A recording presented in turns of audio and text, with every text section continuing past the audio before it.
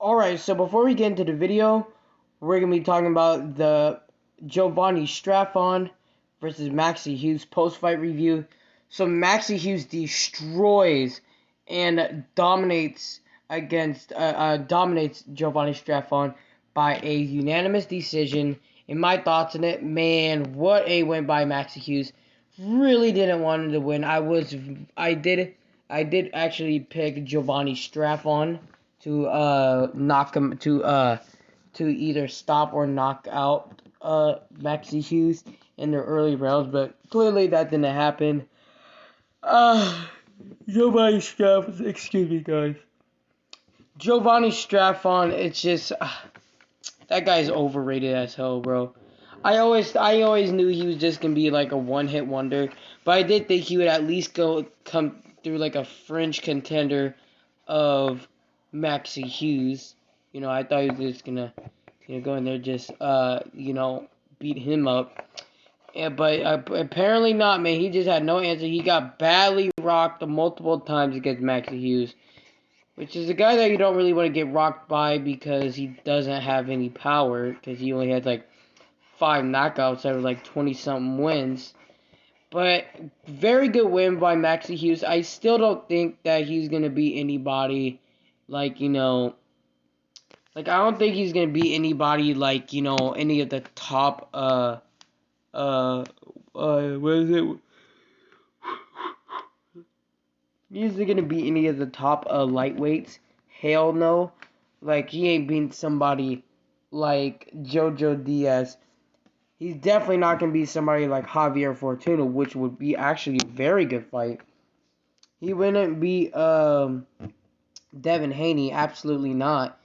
Definitely not Ryan Garcia, even as much as I don't like the dude. I just hate that guy. And he ain't beating somebody like Rolando Romero. I think all of them would easily dismantle him. And absolutely not somebody like Montana Love. Montana Love, Way would all destroy Maxie Hughes. I would pick Maxie Hughes to beat somebody like... God. I don't know, man. Like, there are probably some guys out there, but he's just a French contender to me, because if he fought somebody with talent, and would actually throw punches, then he would screw up, because he does have 5 losses and has gotten stopped 2 times out of his 5 losses. But anyways, on to the video.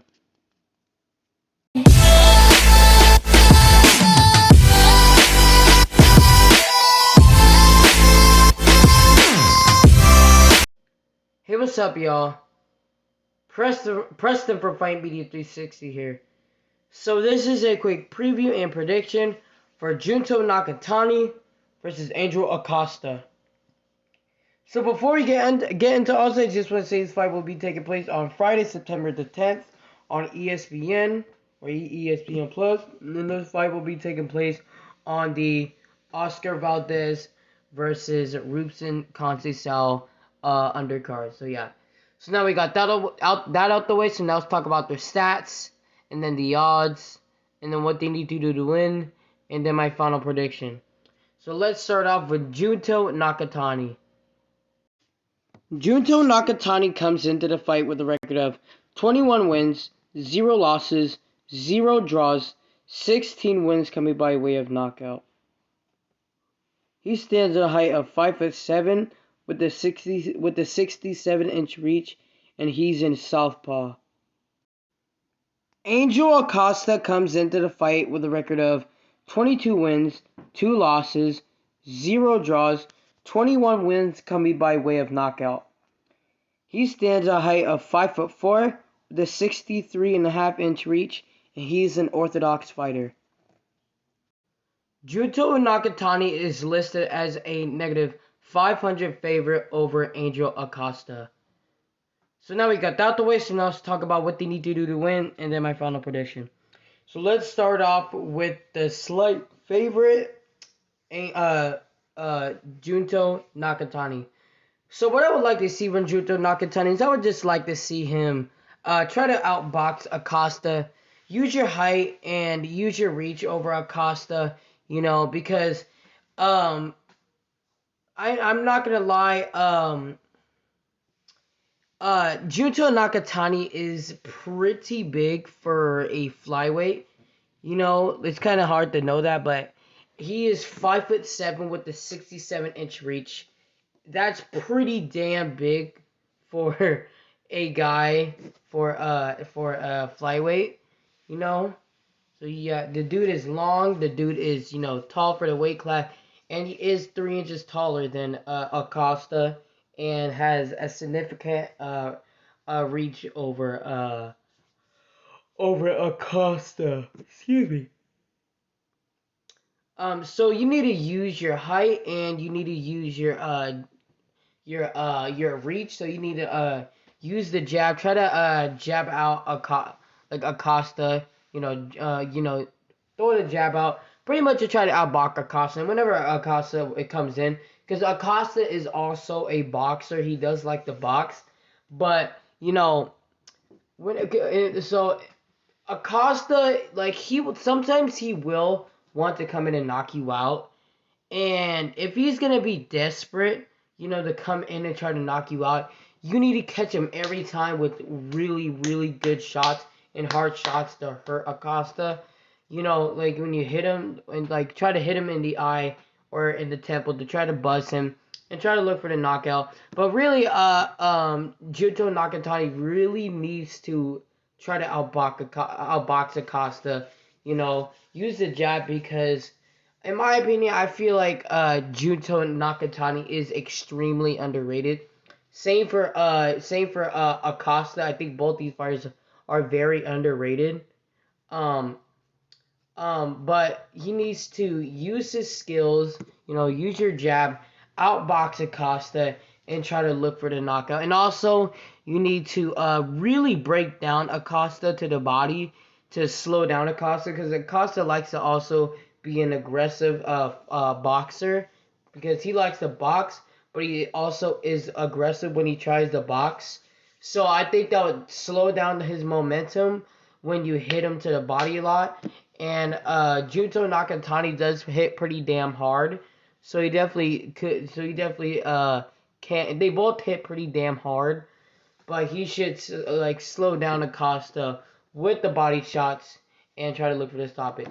So that's what Junto Nakatani needs to do to win. So yeah. So now for Angel Acosta. So what I would like to see from Angel Acosta is I would like to see him kind of like do what I said, what I said about Junto, is try to box Junto, but do what you do and be kind of an aggressive fighter, but don't leave too many openings, because you don't want to risk getting caught by Acosta. Because I'm not Acosta, but you don't want to risk getting caught by Nakatani, because Nakatani does hit pretty damn hard, just like what I said.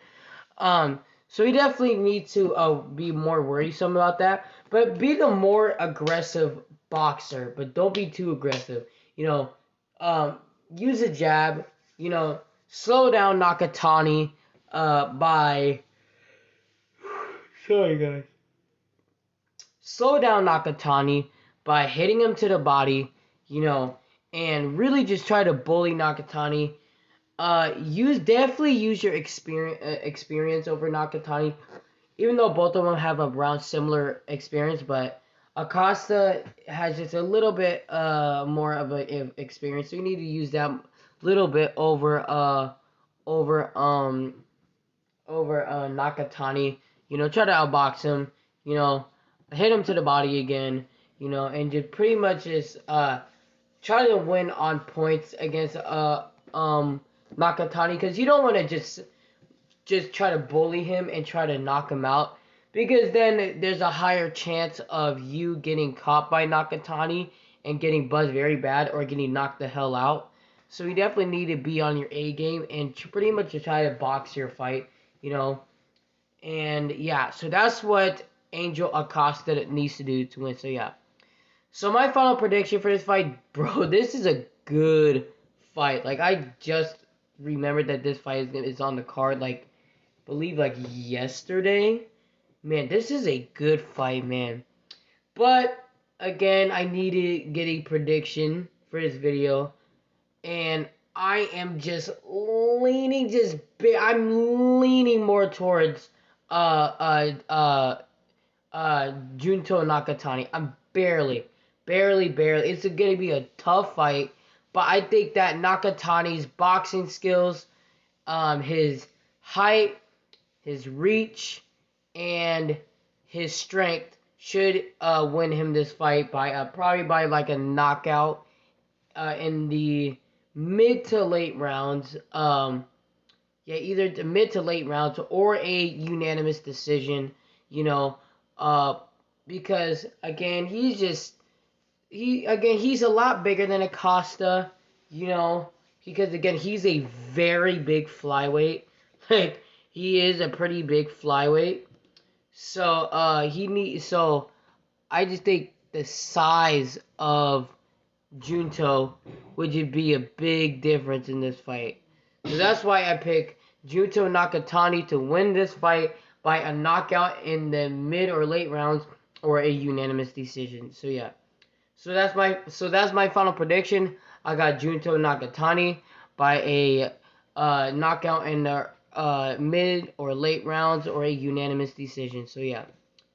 So make sure you guys like and subscribe. I'm Preston from Fight Media 360, and thank y'all for watching this video.